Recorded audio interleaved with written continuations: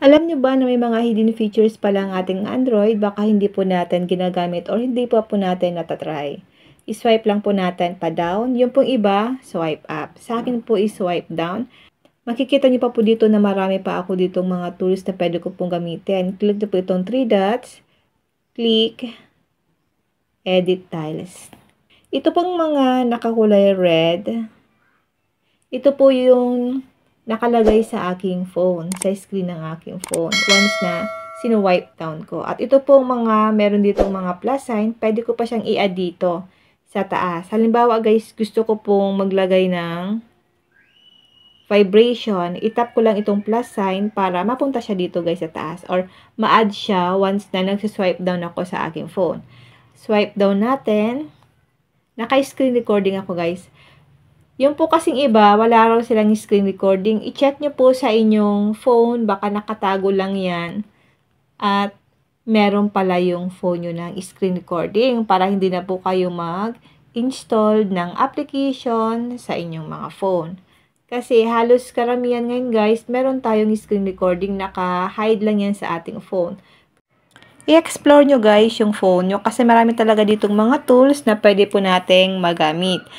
Kailangan lang po talaga nating i-explore yung phone natin para lumabas yung mga ganitong tools. Focus mode. Ano po ba ang ibig sabihin ng focus mode? Ang focus mode guys, tap natin ito. When you need time to focus, you can pause distracting apps and hide their notifications.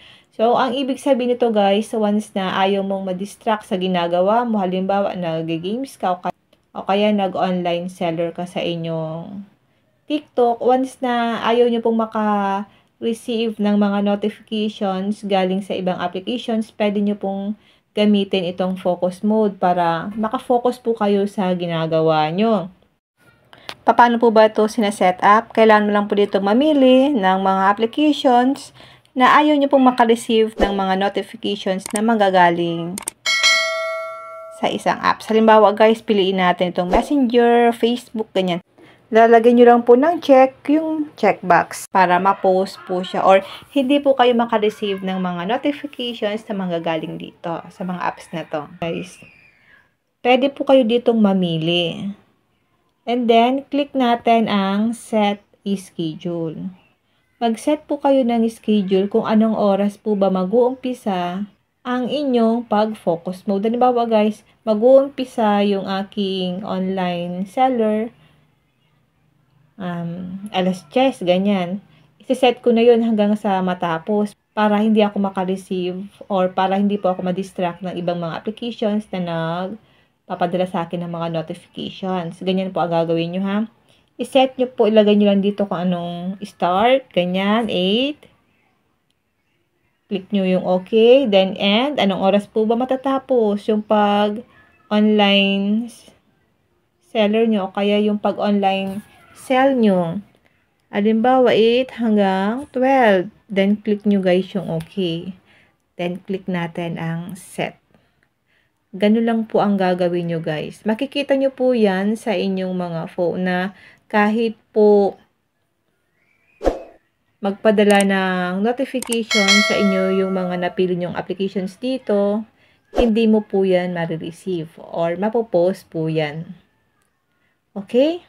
Ganun lang po ang gagawin nyo once na gusto nyo pong makapag-focus sa isang applications na hindi kayo madidistract. Pwede nyo pong gamitin ang focus mode sa ating mga phone. Kung nagbago po yung isip nyo na hindi na po gamitin yung focus mode, click nyo po yung delete para ma-delete siya. Then, ito, i-uncheck na po natin. Okay? I-check nyo guys sa inyong mga phone kasi marami pong mga tools dyan na pwede po nating magamit. Halimbawa, kung ayaw nyo pong mabilis malobot yung phone nyo, click nyo po yung power saving mode. Kung gusto nyo po na naka-dark mode yung inyong phone, i-click nyo po yung dark mode. Ayan guys, naka-dark mode.